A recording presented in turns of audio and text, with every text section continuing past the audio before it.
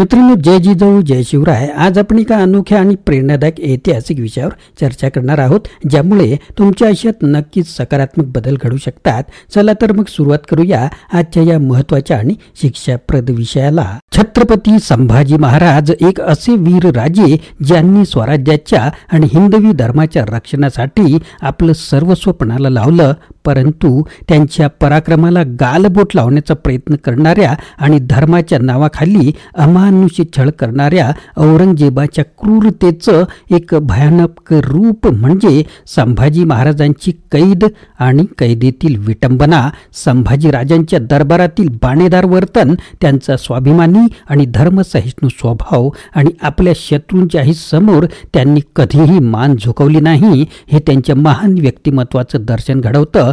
आज आपण जाणून घेणार आहोत इतिहासातील त्या काळजात धडकी भरवणाऱ्या घटना, जेव्हा छत्रपती संभाजी महाराजांनी आपल्या स्वाभिमानासाठी अमानुषी छळ सहन केला, पण स्वराज्य आणि संस्कृतीचं रक्षण करण्याचं व्रत कायम ठेवलं. संदर्भ घेतले आहेत आपण प्राध्यापक डॉक्टर S.A. भायकर यांच्या हुतात्मा छत्रपती संभाजीराजे या ग्रंथातील पृष्ठ क्रमांक 366 ते 369. चला जाणून घेऊया संभाजी महाराजांची बाणेदारता, त्यांचे धैर्य आणि त्यांच्या अमर हुतात्म्याचा प्रेरणादायी इतिहास. मित्रांनो, या छत्रपती संभाजी महाराजांच्या व्हिडिओची सिरीज आपण मागील पाहिली नसेल तर जरूर पहा आणि आपण चॅनलला सबस्क्राईब करायला विसरू नका. सुरुवात करूया महत्त्वाच्या आजच्या विषयाला. लेखकांच्या भाषेत जसेच्या तसे. संभाजीराजांचे दरबारातील बाणेदार वर्तन. छत्रपती संभाजीराजांना आधुनिक इतिहासकारांनी आणि धर्माच्या मक्तेदारांनी आणि कथानककारांनी त्यांना धर्मवीर ठरविले, पण हेही साफ खोटे आहे. वास्तविक छत्रपती संभाजीराजांनी स्वराज्य संरक्षण आणि संस्कृती रक्षणासाठी हुतात्म्य स्वीकारले. धर्मासाठी नव्हे, स्वराज्यासाठी त्यांनी सर्वस्वाचे बलिदान दिले. संभाजी महाराज हे धर्मसहिष्णू राजे होते, स्वाभिमानी होते, भाषेचे आणि धर्मशास्त्राचे गाढे पंडित होते.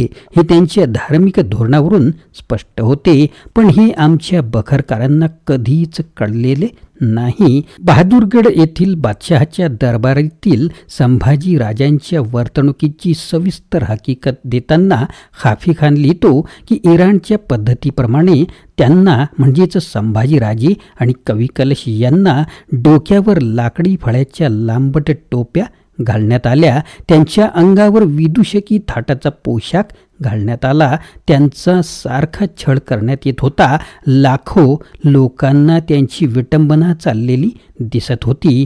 त्यांना उंटावर बसवण्यात आले होते. शिंगे, करणे, नगारे इत्यादी वाद्ये वाजवण्यात येत होती. अशा परिस्थितीत कैद्यांना मिरवत लष्करात आणण्यात आले. लोकांचे कान यांना ऐकण्यासाठी आतुर झाले होते. ते विजयी सूचक नगारे जडू लागले. लाखो हिंदू आणि मुसलमान त्या दुष्ट आणि बंडखोर काफरांच्या छळामुळे होरपळून निघाले होते. ते दुःखी होते. त्यांना या विजय सूचक नगाऱ्यांचा संदेश सुखदायक वाटला. त्यांचा आनंद गगनात मावेना. हाफी खान पुढे लिहितो, असे म्हणतात की मुकर्रब खान येत असल्याची बातमी आली. तो येऊन पोहोचेपर्यंतच्या 4-5 दिवसात बायका काय पुरुष काय सर्वांना हर्षवायू झाला. आनंदाने त्यांना झोपा आल्या नाहीत. जागोजागी गोळा देऊन ते धन्यवाद देत मुकर्रब खानाचे स्वागत करीत होते. वाटेत असलेल्या प्रत्येक खेड्यात आणि भोवतालच्या प्रदेशात जेथे जेथे ही बातमी पोहोचली, चौघडे जडू लागले. जिकडून तिकडून म्हणून कैद्यांना नेण्यात आले. तिकडे सर्व जागा स्त्री पुरुषांनी भरून जात. मुकर्रब खानाचे हर्षभराने स्वागत करण्यात येईल याची काही दिवस रात्री शब्बे बारात सण आणि दिवसा ईद अशी लोकांची स्थिती झाली.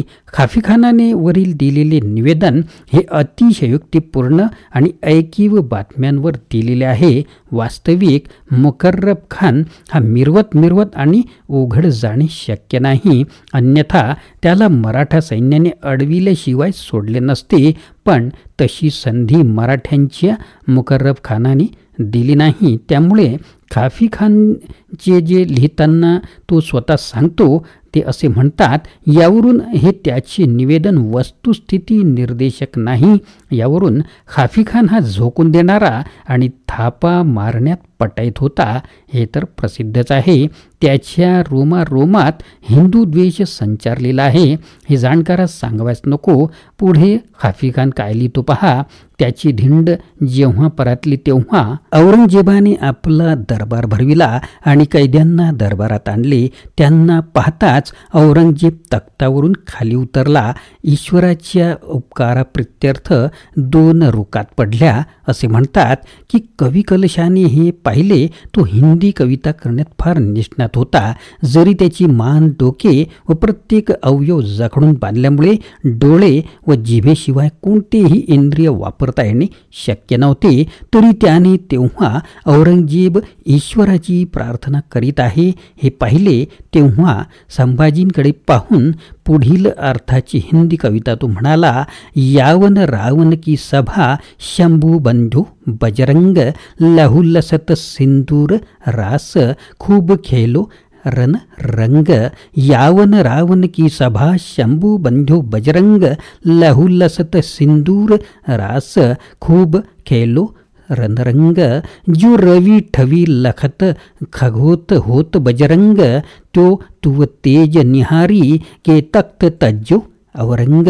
याच्या मराठीत भावार्थ असा की रावणाच्या सभेत ज्याप्रमाणे हनुमानाला बांधून आणले होते त्याप्रमाणे संभाजी राजास औरंगजेबासमोर म्हणजेच यावन उपस्थित करण्यात आले आहे.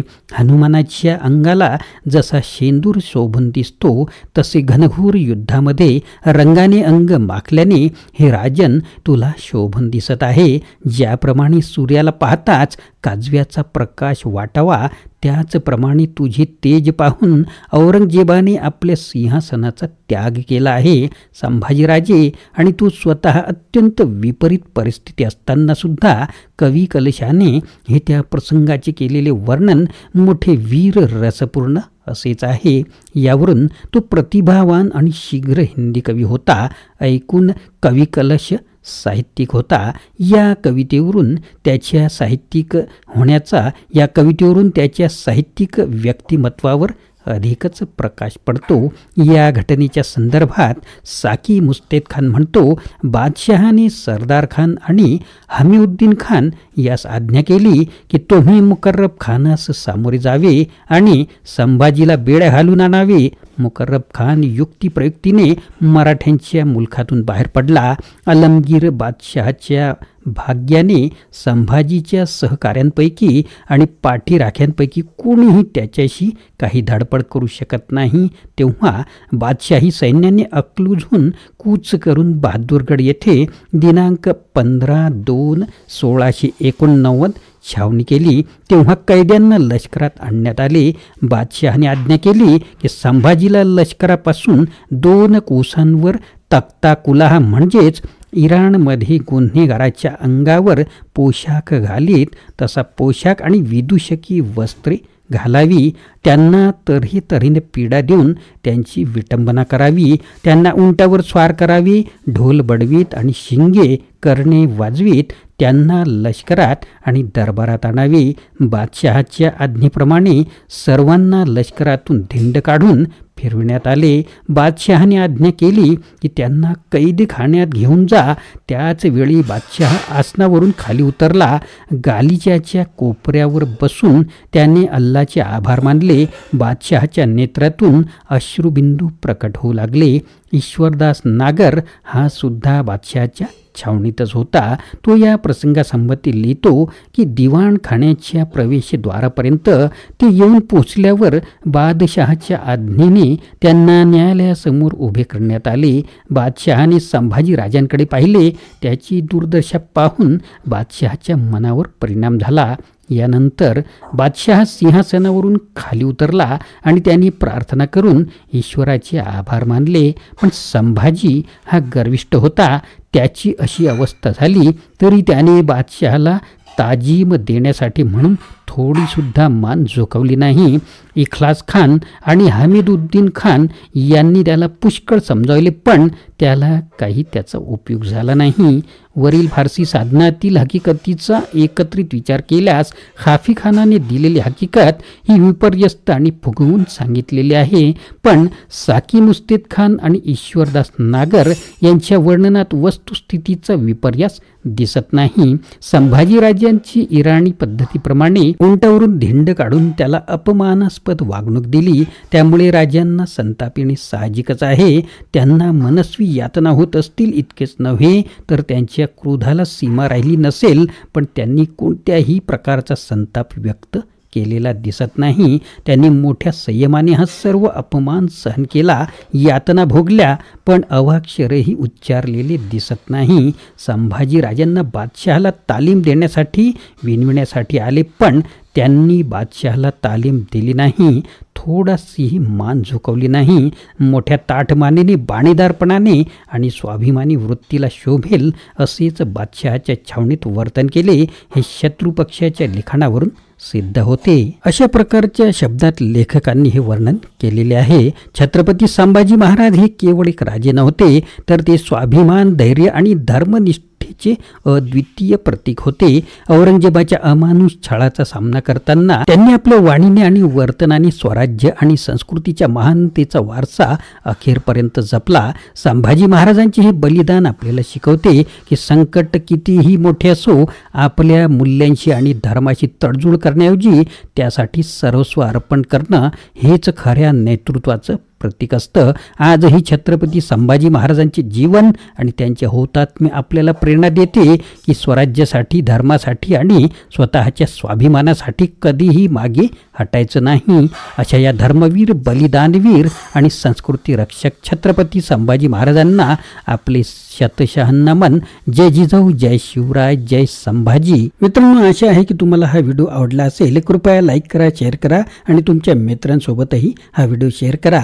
चॅनलला सबस्क्राईब करा आणि आमच्यासोबत या शिक्षणाच्या प्रवासात सामील व्हा. जय जिजाऊ, जय शिवराय, जय महाराष्ट्र.